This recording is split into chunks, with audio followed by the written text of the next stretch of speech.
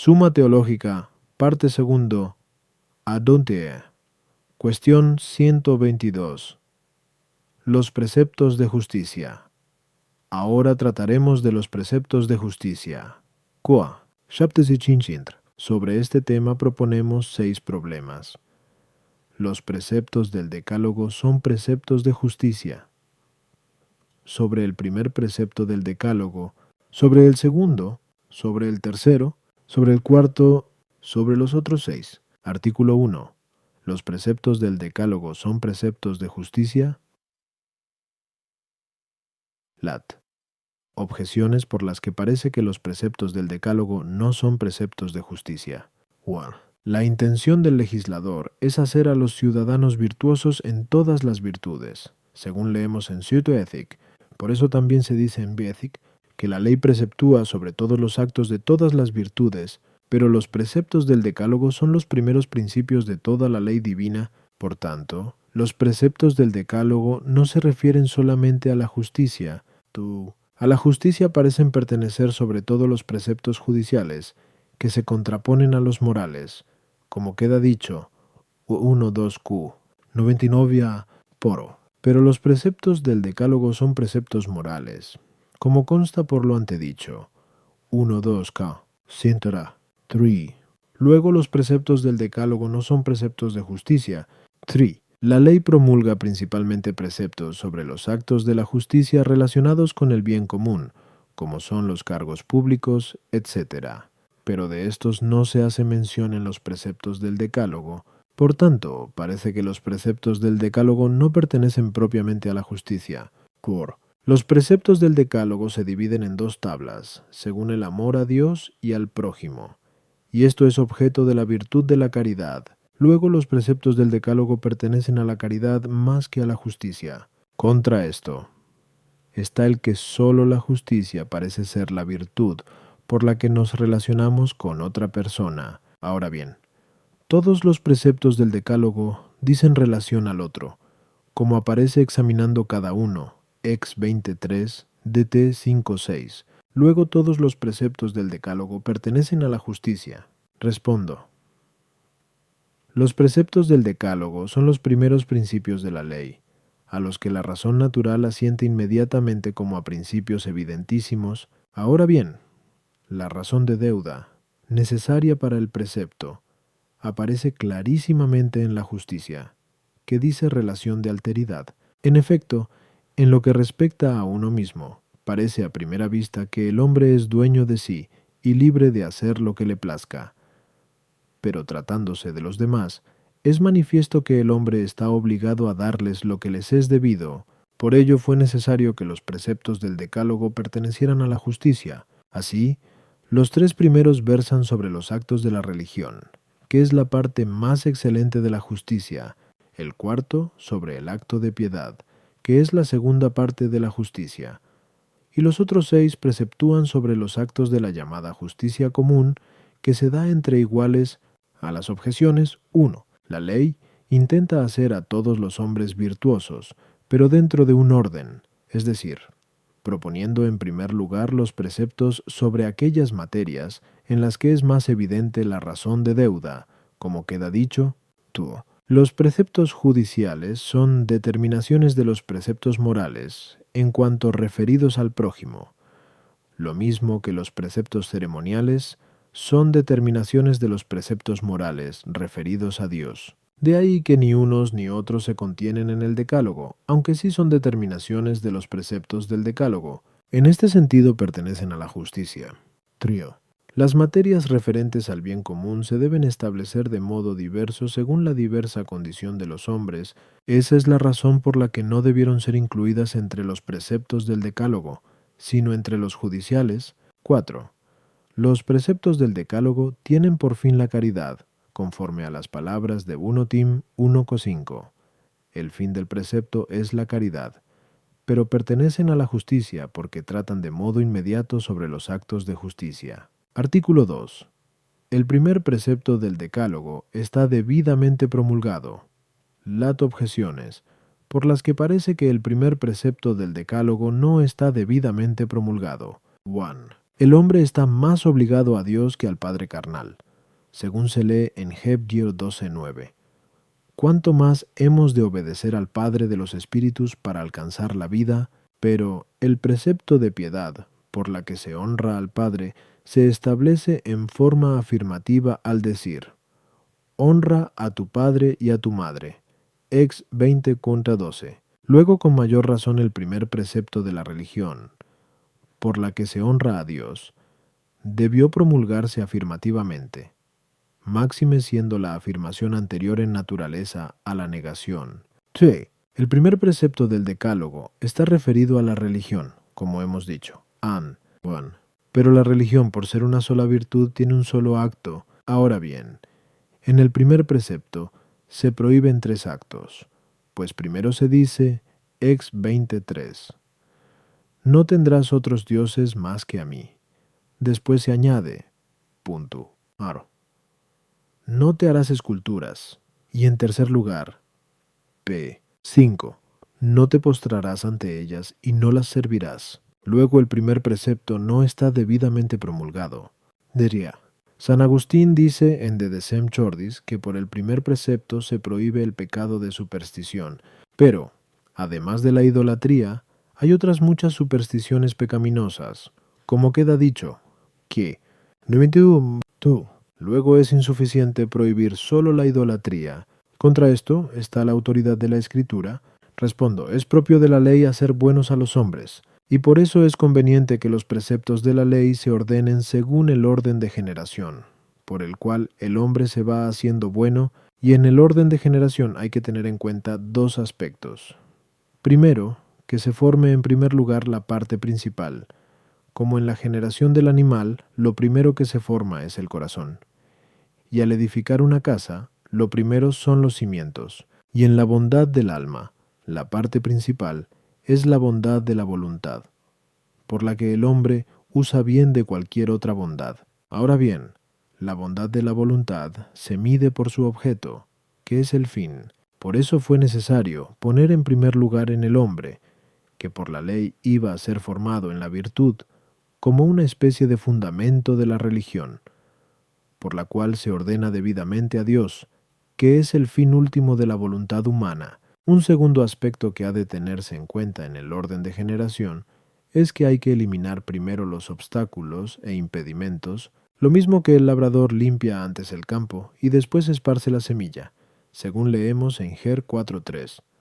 Roturaos un erial, y no sembréis sobre espinos. Por eso la primera instrucción que el hombre debía recibir en materia religiosa tenía que ser sobre el modo de evitar los obstáculos de la verdadera religión. Y el principal obstáculo de la religión es adorar a un Dios falso, según expresión de MT 6:24. No podéis servir a Dios y a las riquezas. Por eso mismo, en el primer precepto de la ley se prohíbe el culto de los dioses falsos. A las objeciones 1. También acerca de la religión se da un precepto afirmativo, cuando se dice, acuérdate de santificar el sábado, ex 28. Pero antes debían promulgarse preceptos negativos para evitar los obstáculos contra la religión, pues si bien es cierto que la afirmación es en naturaleza anterior a la negación, sin embargo, en el orden de generación es anterior la negación, mediante la cual se eliminan los impedimentos, como acabamos de decir, y esto ocurre especialmente cuando se trata de las cosas divinas, en que las negaciones se prefieren a las afirmaciones a causa de nuestra incapacidad, según explica Dionisio en el segundo Cael. Hia, tú. Algunos daban culto a dioses extraños de 2 maneras. En efecto, unos rendían culto a algunas criaturas como si fuesen dioses sin necesidad de imágenes. Es por lo que Barrón dice que los antiguos romanos adoraron a los dioses durante mucho tiempo, sin ayuda de imágenes. Y este es el culto que se prohíbe en primer lugar al decir, no tendrás dioses extraños. Otros, en cambio, adoraban a los dioses falsos a través de imágenes, por eso se prohíbe oportunamente tanto su fabricación, al decir, no te harás esculturas, como su culto, no las servirás, etc. 3. Todas las demás supersticiones proceden de un pacto, tácito o expreso, con los demonios. Por tanto, se entiende que todas quedan prohibidas cuando se dice, no tendrás dioses extraños a mí. Artículo 3. El segundo precepto del Decálogo está debidamente promulgado. Lat. Objeciones por las que parece que el segundo precepto del Decálogo no está debidamente promulgado. 1. Este precepto, no tomarás el nombre de tu Dios en vano, ex 27. Lo explica así la glosa. Es decir, no pienses que una criatura es el Hijo de Dios, con lo cual se prohíbe el error contra la fe. Y lo mismo el pasaje de DT 5:11. No tomarás el nombre de tu Dios en vano. Lo comenta así, es decir, atribuyendo el nombre de Dios a una madera o a una piedra, con lo cual se prohíbe la falsa profesión de fe, que es un acto de infidelidad, lo mismo que el error, pero la infidelidad precede a la superstición, como la fe a la religión. Por tanto, este precepto debió preceder al primero, que prohíbe la superstición.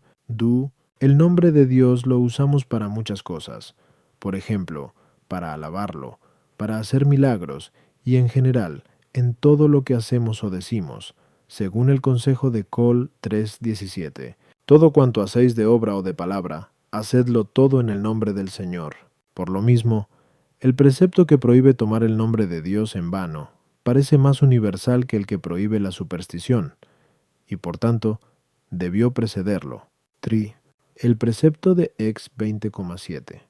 No tomarás el nombre de tu Dios en vano. Se explica así, es decir, jurando por nada. Parece, por tanto, que se prohíbe el juramento vano, que carece de juicio, pero mucho más grave es el juramento falso, que carece de verdad, y el juramento injusto, que carece de justicia. Luego estos juramentos son los que se debieron prohibir con este precepto.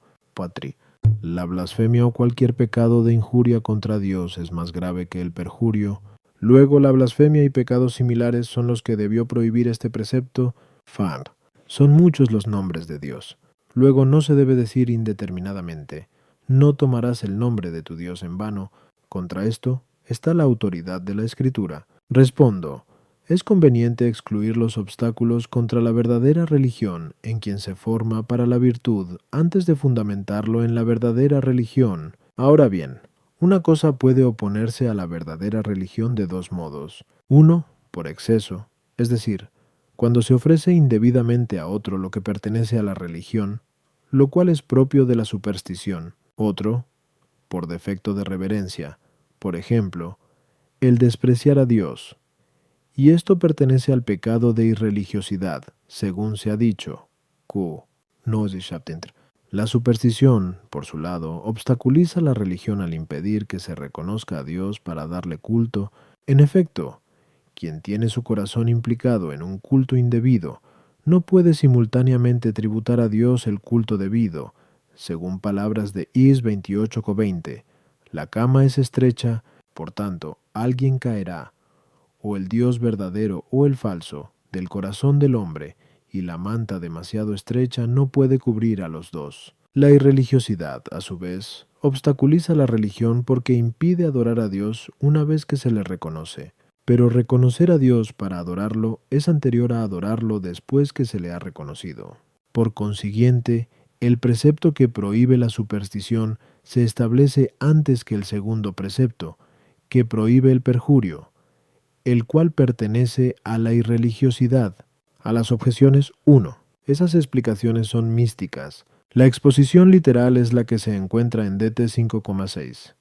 No tomarás el nombre de tu Dios en vano, es decir, jurando por una cosa que no existe. Este precepto no prohíbe cualquier uso del nombre de Dios, sino propiamente el que se emplea para confirmar la palabra humana a modo de juramento. Ya que este uso del nombre de Dios es muy frecuente entre los hombres, puede también entenderse, como una consecuencia, que se prohíbe cualquier uso desordenado del nombre de Dios. En este sentido, argumentan aquellas exposiciones de que hemos hablado. Ovejo 1. Jurar por nada se dice de aquel que jura por algo que no existe, lo cual pertenece al juramento falso, cuyo nombre principal es el de perjurio, como antes se dijo, que 98, 1 a 3. En efecto, cuando uno jura en falso, entonces el juramento es vano en sí mismo, porque no tiene fundamento de verdad. Pero cuando uno jura sin juicio por ligereza, si jura algo verdadero, el juramento no es vano en sí mismo, sino por parte del que jura. 4. Así como al que se está instruyendo en una ciencia, se le proponen en primer lugar unos principios generales, así también la ley, que instruye al hombre en la virtud, propuso en los preceptos del Decálogo, que son los primeros, mediante prohibiciones o prescripciones, aquello que suele suceder con más frecuencia en el curso de la vida humana. Por eso entre los preceptos del Decálogo se prohíbe el perjurio, que es más corriente que la blasfemia, en la cual el hombre raras veces incurre. 5. A los nombres de Dios se les debe reverencia por razón del significado, que es uno, y no por razón de las palabras que lo expresan, que son muchas. Y por esta razón se dice en concreto: no tomarás el nombre de tu Dios en vano, ya que cuando se comete perjurio da lo mismo el nombre de Dios que se emplee. Artículo 4. El tercer precepto del Decálogo está debidamente promulgado. Lat. Objeciones por las que parece que el tercer precepto del Decálogo, que es santificar el sábado, ex 28, no está debidamente promulgado. Y noan. Este precepto, si se entiende en sentido espiritual, es genérico, pues San Ambrosio, comentando el texto del S. 13:14, el jefe de la sinagoga se indignó porque Jesús había curado en sábado, dice: la ley no prohíbe curar a un hombre en sábado, sino hacer trabajos serviles, es decir, agravarse con pecados, y si se toma en sentido literal, se trata de un precepto ceremonial, pues se dice en Ex 31:13: no dejéis de guardar mis sábados, porque el sábado es entre mí y vosotros una señal para vuestras generaciones. Ahora bien, los preceptos del Decálogo son espirituales y morales. Luego no es conveniente su enumeración entre los preceptos del Decálogo. Los preceptos ceremoniales de la ley se refieren a las cosas sagradas, a los sacrificios, a los sacramentos y a las observancias, según quedó explicado. 1.2 Cutu, C1a For. Pero a las cosas sagradas pertenecían no solo los días sagrados, sino también los lugares, los vasos sagrados, etc. Igualmente había también muchos días sagrados, además del sábado. Luego no es lógico que se omitan todos los otros preceptos ceremoniales, y se haga solo mención de la observancia del sábado. Quien transgrede un precepto del Decálogo peca, pero en la ley antigua, algunos transgresores de la observancia del sábado no pecaban.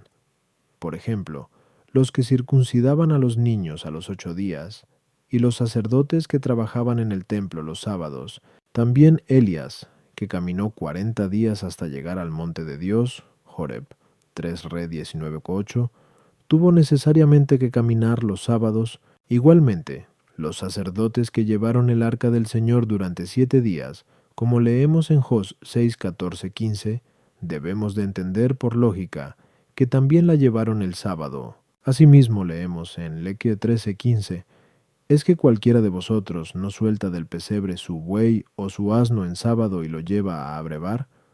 Por tanto, no es correcta su enumeración entre los preceptos del Decálogo.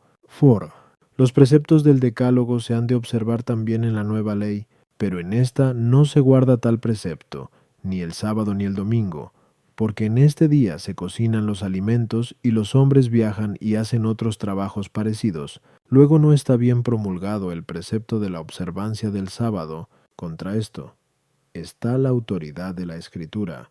Respondo: una vez quitados los impedimentos contra la verdadera religión, por el primero y segundo precepto del Decálogo, según hemos expuesto, a Síntesis 2.3, es lógico que se promulgue el tercer precepto para consolidar a los hombres en la verdadera religión. Y propio de la verdadera religión es dar culto a Dios, y así como en la Escritura lo referente a la divinidad nos llega a través de ejemplos de cosas corporales, del mismo modo, el culto exterior a Dios se manifiesta por signos sensibles, y como para el culto interior, que consiste en la oración y la devoción, El hombre es impulsado por la moción interior del Espíritu Santo. El precepto de la ley sobre el culto exterior debió establecerse mediante un signo externo. Ahora bien, siendo los preceptos del Decálogo como los primeros y universales principios de la ley, de ahí que en el tercer precepto del Decálogo se mande el culto exterior a Dios bajo el signo de un beneficio común que pertenece a todos, cual es simbolizar la obra de la creación del mundo, de la cual se dice que Dios descansó el día séptimo, Shen 2:2. En señal de este beneficio se manda santificar el día séptimo, es decir, consagrarlo a Dios.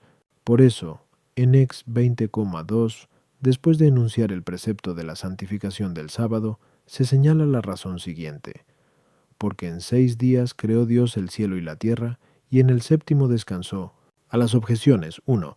El precepto de santificar el sábado, si se entiende literalmente, es en parte moral y en parte ceremonial. Es moral en cuanto el hombre dedica un tiempo de su vida al culto de las cosas de Dios. En efecto, existe en el hombre una inclinación natural a destinar un tiempo a sus necesidades, como pueden ser el alimento corporal, el sueño y otras semejantes. Por lo mismo, también cae bajo precepto moral el dedicar un tiempo, según el dictamen de la razón natural, a las cosas divinas y al alimento espiritual que repara las fuerzas del alma en Dios.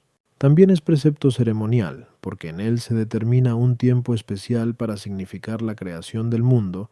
Igualmente es precepto ceremonial por su significación alegórica, porque es figura del descanso de Cristo en el sepulcro, que sucedió el día séptimo, y lo mismo por su significación moral, en cuanto implica el cese de todo acto pecaminoso y el descanso del alma en Dios. Así entendido, es en cierto modo un precepto universal. Asimismo es también ceremonial, según su significado anagógico, en cuanto prefigura el descanso en la fruición de Dios que se dará en el cielo. Por tanto, el precepto de santificar el sábado se cita entre los preceptos del Decálogo en cuanto precepto moral, no ceremonial. Las otras ceremonias de la ley son signos de algunos efectos particulares de Dios, pero la observancia del sábado es signo de un beneficio universal, como es la creación de todo el universo, y, por tanto, debe incluirse entre los preceptos generales del Decálogo, con más razón que cualquier otro precepto ceremonial de la ley. 3. En la observancia del sábado hay que considerar dos aspectos. Uno es el fin, que es el que el hombre se ocupe de las cosas divinas. Esto quiere decir la expresión: acuérdate de santificar el sábado, porque se dice en la ley que es santificado lo que se destina al culto divino. Otro es el cese de los trabajos, que se expresa en las palabras del v. 10. En el séptimo día, el del Señor tu Dios, no harás ningún trabajo, y está claro a qué trabajo se refiere, según leemos en Lev 23:25. No haréis en él ningún trabajo servil. Trabajo servil viene de servidumbre, pero hay 3 clases de servidumbre. Una, cuando el hombre sirve al pecado, conforme al dicho de San Juan 8:34. El que comete pecado es siervo del pecado. Si lo entendemos así, toda obra pecaminosa es servil. Otra clase de servidumbre es cuando un hombre sirve a otro hombre, pero un hombre es siervo de otro no en cuanto al alma, sino en cuanto al cuerpo. Como quedó anteriormente dicho, en este sentido, los trabajos serviles se denominan corporales. La tercera clase es el servicio a Dios. En este caso podría llamarse trabajo servil a las obras de religión, porque miran al servicio de Dios. Entendido el trabajo servil en esta tercera acepción, no está prohibido en sábado, pues sería contrario al fin de la misma observancia del sábado. El hombre, en efecto, se abstiene el sábado de realizar otros trabajos para dedicarse a las obras que dicen relación con el servicio de Dios. Por lo cual leemos en JN 7:23. El hombre recibe la circuncisión en sábado para que no quede incumplida la ley de Moisés. Y también en MT 12:5. Los sacerdotes en el templo violan el sábado. Entiéndase trabajando corporalmente sin hacerse culpables. Lo mismo los sacerdotes que llevaban el arca en sábado tampoco transgredían el precepto de guardar el sábado. Igualmente el ejercicio de cualquier acto espiritual no va contra la observancia del sábado, por ejemplo, el enseñar de palabra o por escrito.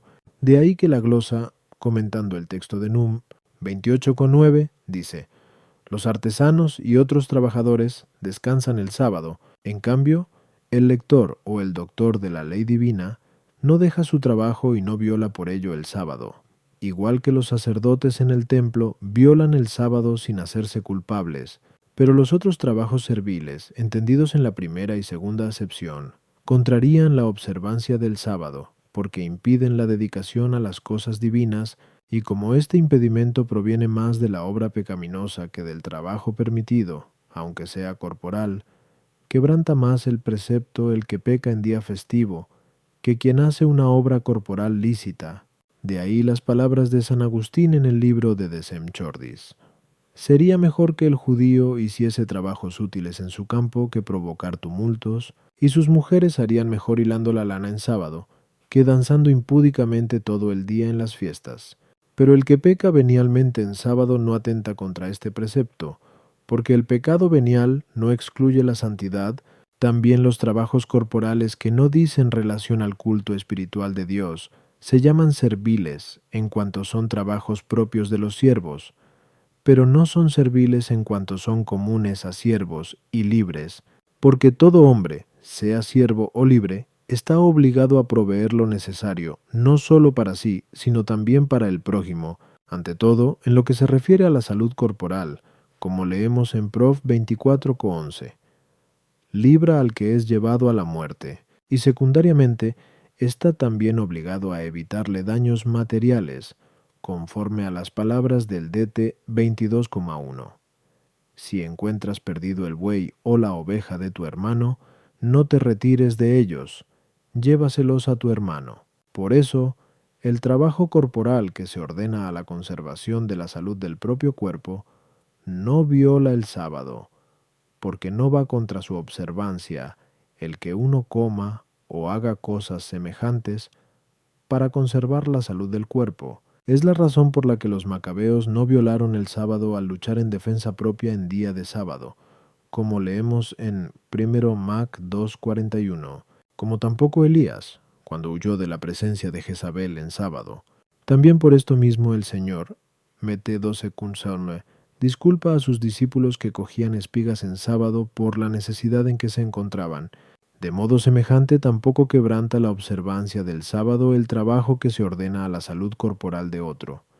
De ahí que el Señor preguntara, Quineno 7:23, ¿os indignáis contra mí porque he curado del todo a un hombre en 1900 sábado?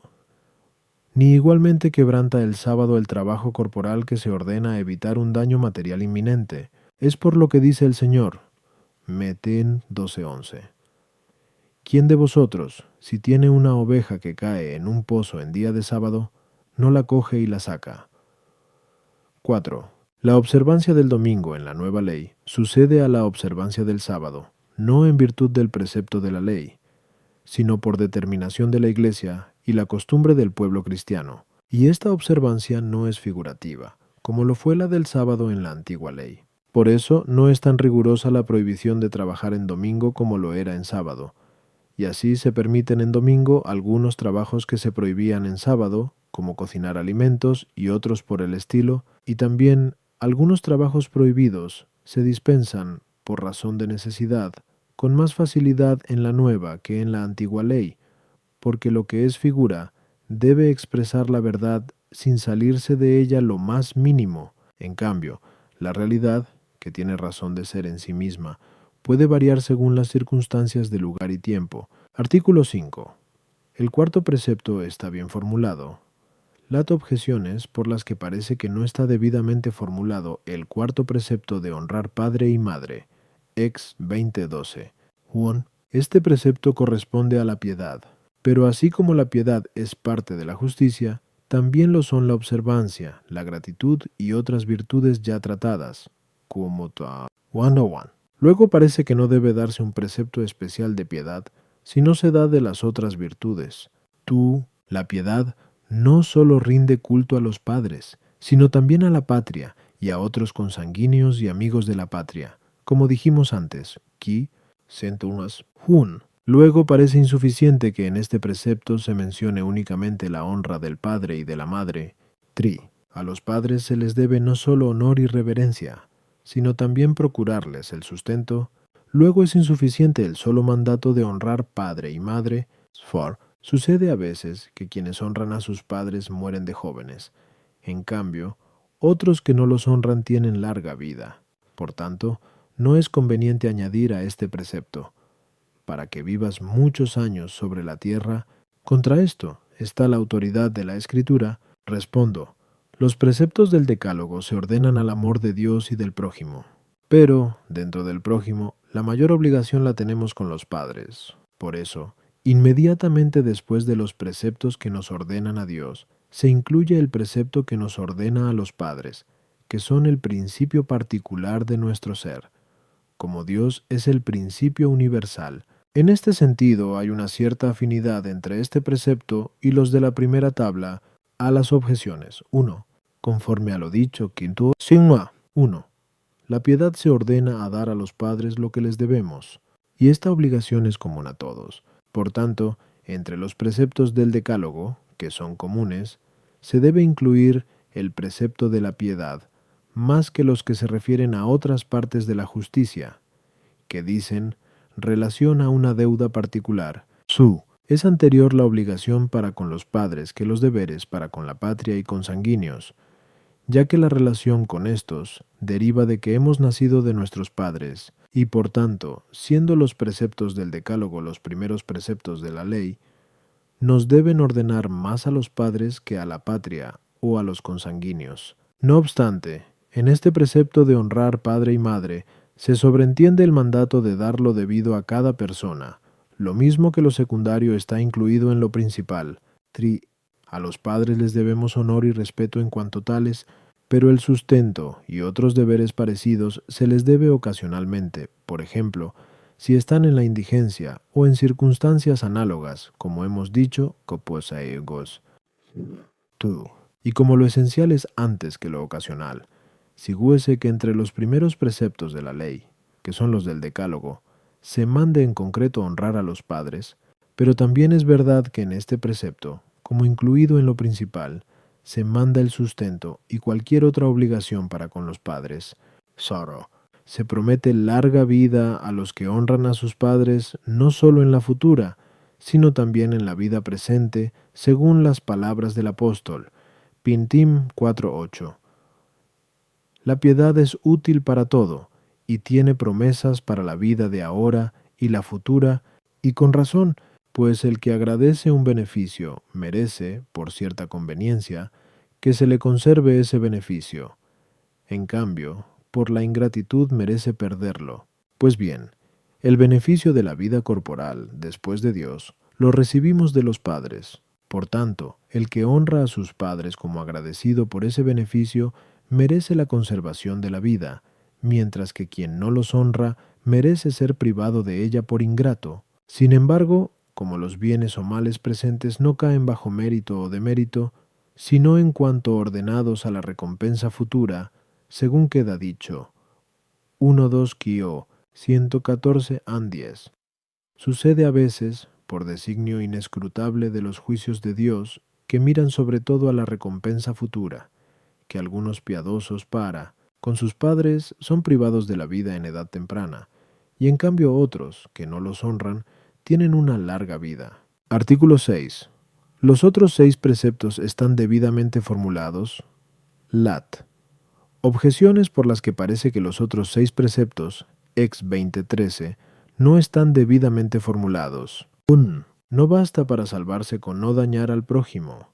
Es necesario pagar lo que se le debe, según palabras de Rom 13:7. Pagad a todos lo que debéis. Ahora bien, en los últimos 6 preceptos solo se prohíbe hacer daño al prójimo. Luego no se formulan correctamente. Tú. En dichos preceptos se prohíbe el homicidio, el adulterio, el hurto y el falso testimonio. Pero pueden infligirse al prójimo otra clase de daños, como aparece probado anteriormente. Kitun 65. Luego, según parece, esos preceptos no están bien formulados. Tri. La concupiscencia puede tomarse en 2 sentidos. Uno, en cuanto acto de la voluntad, como se lee en Sab 6:21, la concupiscencia de la sabiduría conduce al reino eterno. Otro, en cuanto acto de la sensualidad, según se nos dice en San 4:1, ¿de dónde provienen entre vosotros las guerras y contiendas? ¿No es de las concupiscencias que luchan en vuestros miembros? Ahora bien, el precepto del Decálogo no prohíbe la concupiscencia de la sensualidad, porque, de ser así, los primeros movimientos serían pecados mortales por ir contra el precepto del Decálogo. Asimismo, tampoco se prohíbe la concupiscencia de la voluntad, que va incluida en todo pecado. Por tanto, entre los preceptos del Decálogo se formulan indebidamente algunos que prohíben la concupiscencia. Wow. El homicidio es un pecado más grave que el adulterio o el hurto, y no se enumera un precepto que prohíba el deseo del homicidio. Luego, tampoco están debidamente establecidos algunos preceptos que prohíben el deseo del hurto y del adulterio. Contra esto está la autoridad de la Escritura. Respondo. Así como por las partes de la justicia se cumplen los deberes para con determinadas personas con las que estamos obligados por una razón especial, así también por la justicia propiamente dicha, el hombre cumple los deberes que son comunes para todos. Por esta razón, después de los 3 preceptos pertenecientes a la religión, por la que se cumplen las obligaciones para con Dios, y después del cuarto, relativo a la piedad, por la que cumplimos los deberes para con los padres. Y en este precepto se incluye toda deuda que se debe por una razón particular. Fue necesario lógicamente poner otros preceptos relativos a la justicia propiamente dicha, que da a todos sin distinción lo que les es debido. A las objeciones. 1. El hombre está obligado de una manera general a no hacer daño a nadie y, por tanto, los preceptos negativos que prohíben los daños que pueden infligirse contra el prójimo, al ser comunes, deben incluirse entre los preceptos del Decálogo. En cambio, los deberes que hemos de cumplir con los demás varían en unos y en otros. Por consiguiente, sobre ellos no se deben formular preceptos afirmativos entre los preceptos del Decálogo. Todos los daños inferidos al prójimo pueden reducirse, como a algo más común y principal, a los prohibidos en estos preceptos. En efecto, todos los daños causados a la persona del prójimo se suponen prohibidos en el homicidio como en lo más principal, los que se infieren a una persona casada, especialmente por un deseo libidinoso. Se entienden prohibidos junto con el adulterio. Los daños ocasionados a las cosas quedan prohibidos al mismo tiempo que el hurto. Y los daños de palabra, como la detracción, las injurias y demás, quedan comprendidos en la prohibición del falso testimonio, que es el que se opone más directamente a la justicia. En los preceptos prohibitivos de la concupiscencia no quedan prohibidos los primeros movimientos de la concupiscencia que están dentro de los límites de la sensualidad. Lo que se prohíbe directamente es el consentimiento de la voluntad, ya sea al acto, ya a la delectación. El homicidio no es deseable en sí mismo, sino más bien detestable, porque no tiene ninguna razón de bien en sí. En cambio, el adulterio tiene alguna razón de bien, la del bien deleitable. A su vez, el hurto tiene la razón de bien útil. Pero todo bien es por sí mismo apetecible, por lo cual tuvo que prohibirse por preceptos especiales el deseo del hurto y del adulterio, pero no el del homicidio.